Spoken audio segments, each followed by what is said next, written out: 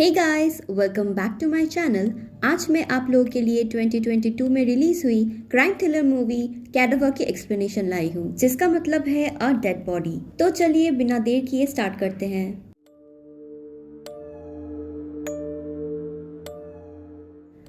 Movie के starting में हमें एक फ्यूनरल दिखाया जाता है। उस स्पॉट पे हम एक आदमी को देखते हैं जो बोलने लगता है कि तुम जहाँ हो मैं भी वही आऊंगा, पर मैं जिससे मिलूंगा उससे तुम दोबारा कभी नहीं मिल पाओगे। सीन शिफ्ट होता है और हम एक आदमी को गाड़ी चलाते हुए देखते हैं। वो आदमी रेडियो सुन रहा था जब अचानक उसके पास एक अननोन नंबर से कॉल आता है। वो कॉल रिसीव करता है जिसमें उसी आदमी की बोली हुई बातें चलती रहती है, जिसको हमने फर्स्ट सीन में देखा था। उन बातों को सुन के वो आदमी बोलने लगता है कि ये कैसी बकवास है, जब अचानक ही उसके कार के सामने कोई आ जाता है और उसकी गाड़ी की एक्सीडेंट हो जाती है। वो आदमी उस गाड़ी के सामने जाता है और फिर उस गाड़ी के दरवाजे को तोड़ देता है। सीन यही कट हो जाती है। नेक्स्ट सीन में हम एक फादर को देखते हैं जो कि जेल में जाया करता था कैदियों से मिलने के लिए, पर इस बार आने के बाद वो काफी वरीड था। जेलर फादर से पूछता है कि ऐसा क्या हुआ, जिस वजह से फादर उसे एक नाम बताता है, विकी। ये नाम सुनने के बाद जेलर भी काफी परेशान हो जाता है। सीन शिफ्ट होता है और हम एक पुलिस ऑफिसर से मिलते हैं जिसका नाम माइकल था। माइकल को फोन करके कोई इन्फॉर्मेशन देता है कि जंगल के बीचों बीच एक अबैंडन्ड कार मिली है जिसके अंदर एक लाश थी। ये खबर मिलने के बाद माइकल तुरंत ही मॉर्ग के अंदर चला जाता है। एक्चुअली माइकल ऑलरेडी दूसरे एक केस की वजह से वहीं पर मौजूद था। वो वहां जाके डॉक्टर बद्रा से मिलता है जो वहीं पर बैठ के अपना टिफिन कर रही थी। माइकल ये देख के हैरान था कि वो इतने बदबूदार जगह पे टिफिन कैसे खा सकती है। ये बात सुन के डॉक्टर बद्रा उसे बताती है कि यही उसका काम है और यहाँ रह के उसे हर चीज की आदत पड़ चुकी है। डॉक्टर बद्रा एक्चुअली में पुलिस सर्जन थी। वो दोनों अपने केस के बारे में बातचीत करते हैं, जिसके बाद माइकल उसे एक और केस के बारे में उसे मदद करने के लिए पूछता है, मतलब अभी जो न्यू केस मिला था उसके बारे में। डॉक्टर बद्रा भी मान जाती है और फिर वो दोनों साइट विजिट के लिए चले जाते हैं। वो लोग वहाँ जाके देखते हैं कि गाड़ी की हालत काफी खराब थी, जिसके तुरंत बाद ही डॉक्टर बद्रा अपना इन्वेस्टिगेशन स्टार्ट कर देती है। इन्वेस्टिगेशन के बाद डॉक्टर बद्रा बताती है कि इस आदमी को बहुत ही टॉर्चर किया गया था और किसी और जगह पे मारा गया था। उसके बाद इस गाड़ी में डाल के इस सुनसान जगह पे लाया गया और फिर गाड़ी के साथ ही उसको जला दिया। स्पॉट पे एक केरोसिन का डब्बा भी मिलता है जिसको सबूत के तौर में वो लोग ले लेते हैं, क्योंकि उसके ऊपर कुछ फिंगरप्रिंट्स थे। सीन चेंज होता है और हम देखते हैं मीडिया वालों को पुलिस स्टेशन के सामने। यहीं पे एंट्री होती है हमारे और एक इम्पोर्टेंट कैरेक्टर एसीपी विशाल की। वो माइकल पे गुस्सा करते हैं कि मीडिया इतनी जल्दी यहाँ कैसे आ गई। उसके बाद वो जाके डॉक्टर बद्रा से मिलते हैं। वो दोनों केस के बारे में बात करने लगते हैं, जहाँ डॉक्टर बद्रा बताती है कि विक्टिम को बहुत ज्यादा टॉर्चर किया गया है और उसकी काफी हड्डी वड्डी भी टूट गई थी, प्लस उसकी एक हाथ की उंगलियां भी काट ली गई थी। नेक्स्ट सीन में हमें एक लड़की दिखती है जो कि न्यूज चैनल में काम करती है। उसके पास एक मीम वीडियो आता है जिसपे एक पुलिस वाला एक ड्राइंग के सामने फनी डांस कर रहा था। वो ध्यान से उस फोटो को देखती है, उसके बाद कुछ सोचने लगती है। दूसरी तरफ इन्वेस्टिगेशन से पता चलता है कि वो बॉडी कार्डियोलॉजिस्ट सलीम रहमान का था। वो लोग केस डिस्कस करते हैं और माइकल बाहर जाके देखता है कि मीडिया ऑलरेडी वहां पहुंच चुकी है। वो दौड़ के अंदर जाता है और उन लोगों को न्यूज चलाने के लिए बोलता है। हम देखते हैं कि न्यूज वालों को ऑलरेडी पता चल चुका था कि मर्डर डॉक्टर सलीम का हुआ है, जिसके पीछे किसी कैदी विकी का हाथ है। उसी स्पॉट में अली रहमान आ जाते हैं जो कि डॉक्टर सलीम रहमान के पिता थे। वो अपने बेटे के डेड बॉडी को देख के काफी रोते हैं। मीडिया वाले जब पुलिस से पूछताछ करने लगते हैं, उसी दौरान वो सुन लेते हैं कि इस मर्डर के पीछे किसी कैदी विकी का हाथ हो सकता है। एसीपी विशाल उसी जेल में जाते हैं जहां से वो वीडियो लीक हुआ था। वो जाके पहले तो उस पुलिस ऑफिसर को डांटते हैं जो डांस कर रहा था। उसके बाद वो अंदर चले जाते हैं विकी से मिलने के लिए। वहाँ का जेलर उन्हें बताता है कि विकी से कोई भी मिलने नहीं आता था एक्सेप्ट एक फादर के, जो फादर हर एक कैदी से ही मिलने आता था। जेल के अंदर विकी के ऊपर जानलेवा हमला होता है, पर विकी अपने अटैकर्स को बहुत ज्यादा पीट देता है। इसके बाद विकी को विशाल के सामने लाया जाता है, जहां विशाल उससे कुछ क्वेश्चंस करता है, पर विकी उसका सीधा सीधा जवाब नहीं देता। इसके बाद विकी को वो लोग कस्टडी में ले लेते हैं। इस केस को सॉल्व करने के लिए एसीपी विशाल के ऊपर टॉप से काफी प्रेशर आता है और उन्हें इन्वेस्टिगेशन टीम में डॉक्टर बद्रा को इंक्लूड करने का ऑर्डर दिया जाता है। इसी के बाद हम डॉक्टर बद्रा की बेटी दिया से मिलते हैं। दोनों माँ बेटी बीच में जाके क्वालिटी टाइम स्पेंड कर रहे थे। उसी वक्त एसीपी विशाल उनसे मिलने आता है। वो दिया से मिलके काफी खुश होता है और थोड़ी देर बातचीत करने के बाद वो लोग केस के बारे में बात करना स्टार्ट कर देते हैं। इन्वेस्टिगेशन स्टार्ट हो चुकी थी, पर विशाल जितना भी सख्ती दिखाए, विकी उसके क्वेश्चन का कोई भी आंसर नहीं दे रहा था। विशाल पूछने लगता है कि सलीम को उसने क्यों मारा, पर विकी उसके बारे में कुछ भी नहीं बताता। दूसरी तरफ डॉक्टर बद्रा विकी को मॉनिटर कर रही थी। इन्वेस्टिगेशन के दौरान किसी एंजल नाम की लड़की का जिक्र होता है, जिसे सुनकर विकी के हाव भाव चेंज हो जाते हैं। डॉक्टर बद्रा विशाल को बताती है कि विकी ने क्या किया, क्यों किया, ये जानने के लिए उनको एंजल के बारे में पता करना पड़ेगा। नेक्स्ट डे वो लोग फादर के पास जाते हैं, जो विकी से मिलने आता था, पर वहाँ भी मीडिया पहुँच चुकी थी, जिसे देख के एसीपी विशाल काफी गुस्सा होते हैं कि इन लोगों को अंदर की खबर कैसे मिल रही है।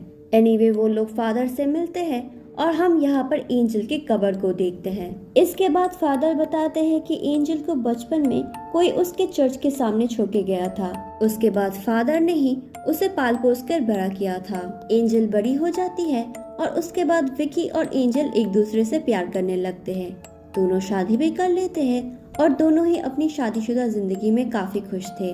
इसके बाद एंजल प्रेग्नेंट हो जाती है, पर एक एक्सीडेंट में वो मारी जाती है। इसके बाद विकी चर्च में जाके प्रे करता है और बताता है कि उसके एंजल को जिसने भी उससे छीना है वो उन सबको खत्म कर देगा। डॉक्टर बद्रा ये बात नोटिस करती है और उसे पूछती है कि वो क्या कहना चाहता है। विकी बताता है कि वो क्या कहना चाहता है और क्या करना चाहता है, इसका हिंट उसने पहले ही दे दिया है, और अगर उनमें दम है तो वो ये सब इन्वेस्टिगेशन करके पता लगाए। दूसरी तरफ हम देखते हैं कि मीडिया के लोग एंजल के ग्रेव के ऊपर जाके पागलों की तरह पिक्चर ले रहे थे, जो बात एसीपी विशाल भी नोटिस करता है, और वो जब ग्रेव के सामने आता है तब देखता है कि ग्रेव के ऊपर कुछ लिखा हुआ था। उस लिखावट का मतलब था काइन अपने रास्ते पे। माइकल जब पूछता है कि इसका मतलब क्या है, तब डॉक्टर बद्रा बताती है कि काइन दुनिया का सबसे पहला कातिल था। उसने प्रॉपर्टी की लालच में अपने ही भाई का खून किया था। ये बाइबल की एक कहानी थी। वो लोग इस थ्योरी के ऊपर बात ही कर रहे थे कि अचानक से एक गाड़ी उनके गाड़ी को टक्कर मार देता है। ये कोई नॉर्मल एक्सीडेंट नहीं थी, क्योंकि वो गाड़ी फिर से उनके गाड़ी को टक्कर मारता है और खाई की तरफ धकेलने लगता है। एंड मौके पे एसीपी विशाल उस गाड़ी की तरफ शूट करता है, जिसके वजह से उस गाड़ी का ड्राइवर डर के वहाँ से भाग जाता है। इसके बाद वो लोग मलहम पट्टी लगाने के लिए हॉस्पिटल जाते हैं और वहाँ भी मीडिया आ जाती है। उनके बीच से ले जाके विकी को सही सलामत वैन में बिठाया जाता है, क्योंकि उसका कस्टडी टाइम खत्म हो गया था और उसे जेल वापस जाना होता है। यहाँ एसीपी विशाल उसे बोलता है कि वो उन लोगों को सब कुछ सच बता दे, पर विकी फिर भी उनको कुछ नहीं बताता। Next day doctor Bhadra angel की ऑटोप्सी रिपोर्ट चेक करती है। रिपोर्ट में लिखा था कि उसकी मौत सर पे चोट लगने की वजह से हुआ है, पर रिपोर्ट डॉक्टर सलीम ने बनाया था, जो कि कार्डियोलॉजिस्ट थे, यानी दिल के डॉक्टर। इसका मतलब साफ था कि ऑटोप्सी रिपोर्ट में कोई तो झोल था। डॉक्टर बद्रा सजेस्ट करती है कि उन लोगों को एंजल का ऑटोप्सी दोबारा करना चाहिए। इस बात को लेके वो लोग थोड़ा डिस्कशन करते हैं और फिर तीनों ही एग्री करते हैं। अब क्योंकि फादर ने ही एंजल को पाला था, तो उनकी मदद से वो लोग उसका फाइल रीओपन करवाते हैं। माइकल जब उन्हें सेफली चर्च छोड़ने जाता है, तभी कुछ लोग बीच सड़क में डांस कर रहे थे। माइकल उन लोगों को हटाता है और जब वो वापस आता है तो वो देखता है किसी ने फादर की गर्दन काट दी थी। डॉक्टर बद्रा हॉस्पिटल आती है और वो सब समझ चुके थे कि उनको एंजल का ऑटोप्सी जल्द से जल्द करना पड़ेगा। रात में हम देखते हैं कि कुछ लोग एंजल के कब्र खोद रहे थे। तभी वहाँ पर हमारी तीन मूर्ति आ जाती है। डॉक्टर बद्रा बताती है कि उसे पता था कि कोई न कोई जरूर आएगा एंजल की कब्र खोदने के लिए। इसके बाद वो अपनी कॉफी एंजॉय करने लगती है और एसीपी विशाल उन गुंडों को बहुत मारता है। इतना मारता है कि वो लोग डर के भाग जाते हैं। खुदाई का काम स्टार्ट होता है और वो लोग एंजल की बॉडी को रिकवर करते हैं। उन लोगों ने पास ही में एक टेंट बनाया था ताकि वो लोग ऑटोप्सी का काम जल्द से जल्द स्टार्ट कर सके। डॉक्टर बद्रा ऑटोप्सी स्टार्ट करती है और तभी उन्हें एक शॉकिंग बात पता चलती है।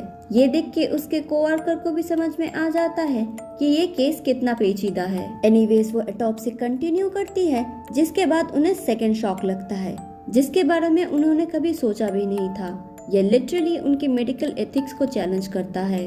वो एसीपी के पास जाती है और बताती है कि अब वो जो इन्फॉर्मेशन देने वाली है उसको कॉन्फिडेंशियल रखना होगा। असल में आज के पहले एंजल की कोई ऑटोप्सी हुई नहीं थी, यानी वो ऑटोप्सी रिपोर्ट फेक थी।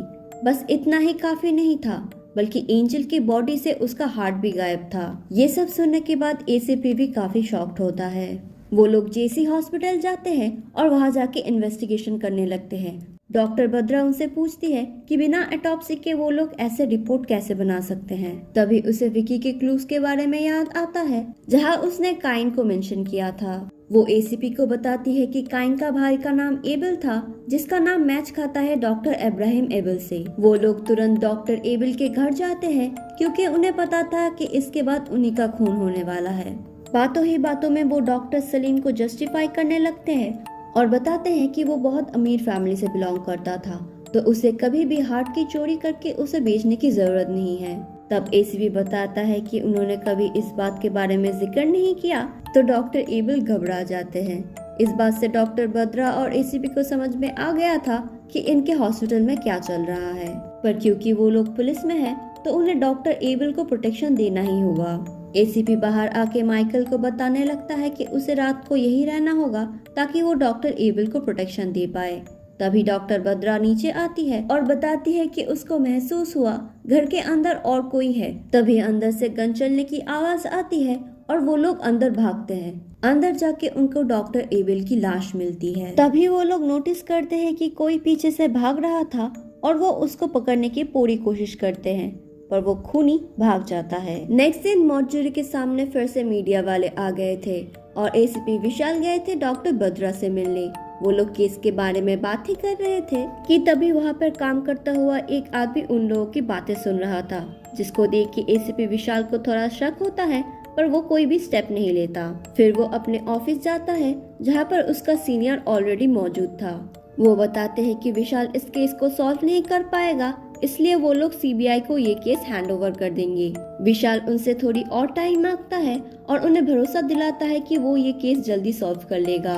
उन लोगों ने एक सस्पेक्ट को पकड़ा था जो बार बार रामगली के मनी के बारे में बोल रहा था। विशाल माइकल को बताता है तो फिर उसको भी पुलिस स्टेशन लाओ, जिसको सुन के माइकल बताता है कि मनी बहुत बड़ा गुंडा है और उसके इलाके में कोई भी पुलिस नहीं जा पाता। अगले दिन हम मणि के इलाके को देखते हैं, जहाँ मणि अपने साथियों के साथ था। यही एसीपी विशाल की टीम भी थी जो कूड़ा उठाने वाले की गेटअप में थे। फिर वो लोग वहाँ से समाज का असली कचरा मतलब उस गुंडे मणि को उठा के लाते हैं। कोर्ट में ट्रायल चलता है और अब तक डॉक्टर बद्रा ने जो भी एविडेंस कलेक्ट किए थे वो सब कुछ सबमिट कर देती है। विकी बताता है कि अभी भी सभी गुनहगारों को सजा नहीं मिली है और उन लोगों को सजा दिलाने में भगवान उसकी मदद करेगा। एसीपी विशाल मणि की काफी खातिरदारी करता है, जिस वजह से मणि बता देता है कि आखिर उस दिन क्या हुआ था। विकी और एंजल बाइक से जा रहे थे, तभी मणि और उसके साथी एंजल की चेन खींचने लगते हैं। इसी वजह से उन लोगों का एक्सीडेंट हो जाता है और इसी के बाद एंजल को जेसी हॉस्पिटल ले जाया जाता है। फिर हम उसी आदमी को देखते हैं जिसके ऊपर विशाल को शक हुआ था। वो एक डेड बॉडी के सामने जाता है और बहुत रोने लगता है। सीन फ्लैशबैक में जाती है और हम उसी आदमी की बेटी से मिलते हैं। बेटी का नाम प्रिया था, जो कि उसी हॉस्पिटल की नर्स हुआ करती थी। जिस दिन वहाँ एंजल भर्ती हुई थी, उसी दिन प्रिया ने दूसरे एक नर्स के साथ अपना शिफ्ट एक्सचेंज किया था और इसी वजह से एंजल की सर्जरी में डॉक्टर सलीम को प्रिया ने असिस्ट किया था। उस दिन प्रिया घर आती है और बहुत रोती है। क्या हुआ है ये पूछने पे वो सर्जरी की स्टोरी बताती है। डॉक्टर सलीम बिना किसी चेकअप के एंजल का ऑपरेशन करता है और उसके पेट से बच्चे को निकाल लेता है। सरप्राइजिंगली उसके बाद वो उसका हार्ट भी निकाल लेता है। एंजल का बच्चा बिल्कुल बेजान था, इसलिए उसको डिस्पोज करने के लिए भेज देता है प्रिया को।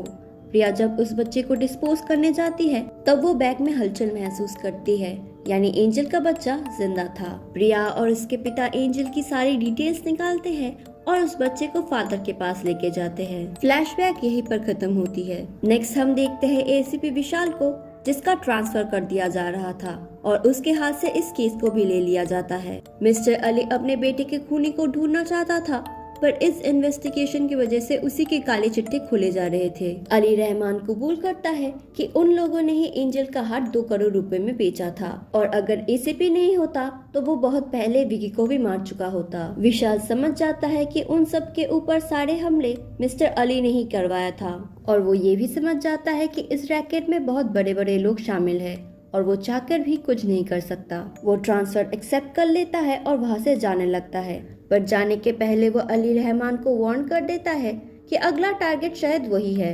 उसका ट्रांसफर दूसरे शहर में हो चुका था, इसलिए जाने के पहले वो डॉक्टर बद्रा से मिलता है।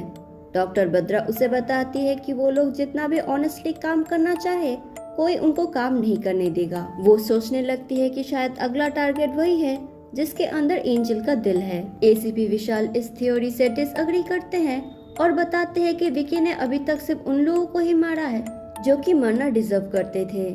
हम जेल में उस गुंडे मणि को देखते हैं जो कि ऑब्वियसली विकी के हाथों मरने वाला था। दूसरी ओर हम अली रहमान को देखते हैं जिसको प्रिया के पिता ने किडनैप कर लिया था। अली उससे नेगोशिएट करने की कोशिश करता है और उसे बताता है कि वो उसे खूब पैसा देगा, पर वो आदमी कन्विंस नहीं होता और उसे बताता है कि उसे उसके पापों की सजा जरूर मिलेगी और वो सजा देने में भगवान उसकी मदद करेंगे। अब एंट्री होती है असली किलर की, जो कि और कोई नहीं बल्कि डॉक्टर बद्रा थी। अली उसे देख के काफी शॉक्ड होता है क्योंकि किसी के साथ भी उसका कोई कनेक्शन नहीं था। फिर स्टोरी जाती है फ्लैशबैक पे, जब डॉक्टर बद्रा अपने स्टूडेंट्स को ऑटोप्सी करना सिखा रही थी। वो अपने स्टूडेंट्स को स्टडी करने के लिए पुराने ऑटोप्सी रिपोर्ट्स देती है, जिसमें से एक रिपोर्ट एंजल का भी था। वो एंजल का रिपोर्ट देख के थोड़ी शॉक्ड होती है क्योंकि वो पहले से ही एंजल को जानती थी। दरअसल वो दोनों एक दिन रास्ते में मिले थे और एक ही बस पे सफर कर रहे थे। दोनों की काफी अच्छी बॉन्डिंग हो जाती है, पर बाद में वो कभी भी एंजल से नहीं मिल पाती। पर उसके पास एंजल का एक लॉकेट छूट जाता है। वो आदमी उसे अपने घर लेके जाता है और वहाँ जाके एंजल की बेटी से मिलाता है। फिर एंजल के साथ जो भी हुआ वो सब कुछ डॉक्टर बद्रा को बता देता है। हम देख पाते हैं कि जिस दिन वो लोग बच्चे को लेके फादर के पास गए थे, उनके बीच डॉक्टर बद्रा भी थी। वो लोग प्लान बनाते हैं कि कैसे एंजल को इंसाफ दिया जाए। प्रिया चोरी छुपे सलीम के केबिन में जाती है ताकि वो कुछ प्रूफ ला सके। तभी सलीम आ जाता है और उसके लैपटॉप में लगाए हुए पेन ड्राइव को देख लेता है।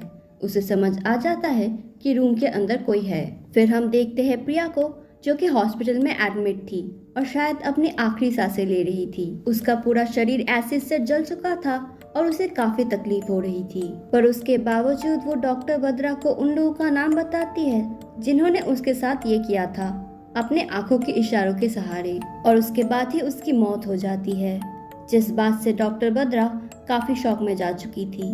उसे लगता है कि प्रिया की मौत उसकी वजह से हुआ है, जिसके बाद वो काफी गिल्टी फील करती है। थोड़ी देर बाद वो हेलुसिनेट करने लगती है, जहाँ पर वो सारी विक्टिम्स की आत्माएं आ जाती है जिसका उसने ऑटोप्सी किया था। वो लोग पूछने लगते हैं कि क्या उनके दोषियों को सरकार ने कोई सजा दी, पर डॉक्टर बद्रा उनसे माफी मांगने लगती है क्योंकि उन लोगों में से किसी को भी सजा नहीं हुई थी। वैसे हमारे सिस्टम में तो ऐसा ही होता है, इन्फ्लुएंशियल क्रिमिनल्स को कभी भी सजा नहीं मिलती, उल्टा विक्टिम के फैमिलीज को ही सहना पड़ता है। डॉक्टर बद्रा समझ चुकी थी कि अब उसे जो करना है वो अपने आप ही करना है। वो उन लोगों के साथ प्लान बनाती है और एक के बाद एक मर्डर को अंजाम देती है और उन सभी को बहुत ही पेनफुल डेथ देती है और सबूतों को भी वही मैनिपुलेट कर रही थी। वो अली को भी काफी पेनफुल डेथ देती है और उसके बाद वो विकी से मिलने चली जाती है। वो उसे अपनी बेटी से मिलाती है जो विकी को एक लॉकेट देती है। वो लॉकेट एंजल का था और वो पहचान जाता है। उस लॉकेट को खोलते ही वो अंदर दिया की पिक्चर को भी देखता है। तभी उसे समझ आता है कि दिया डॉक्टर बद्रा की नहीं बल्कि उसकी बेटी है। वो दिया को हग करके काफी रोता है और डॉक्टर बद्रा दिया को एक अच्छी लाइफ देती है, जो कि ऑब्वियसली विकी नहीं दे पाता, पर वो खुश था कि वो दिया से मिल पाया। नेक्स्ट हम देखते हैं कि डॉक्टर बद्रा अपने स्टूडेंट्स को एक बॉडी देती है ऑटोप्सी प्रैक्टिस करने के लिए। उस बॉडी की हालत काफी खराब थी, पर डॉक्टर बद्रा बताती है कि कुछ लोग ऐसे होते हैं जो सिर्फ मरने के बाद ही लोगों के काम में आते हैं।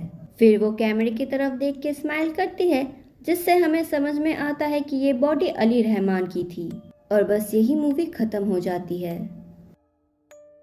आई होप आप लोगों को मेरी एक्सप्लेनेशन पसंद आई होगी। इसी बात पे don't forget to like, share and subscribe to my channel और मैं ऐसे ही आप लोगों के लिए और वीडियोस लाती रहूंगी। तब तक आप लोग मेरे बाकी वीडियोस चेकआउट कर सकते हैं। बाय।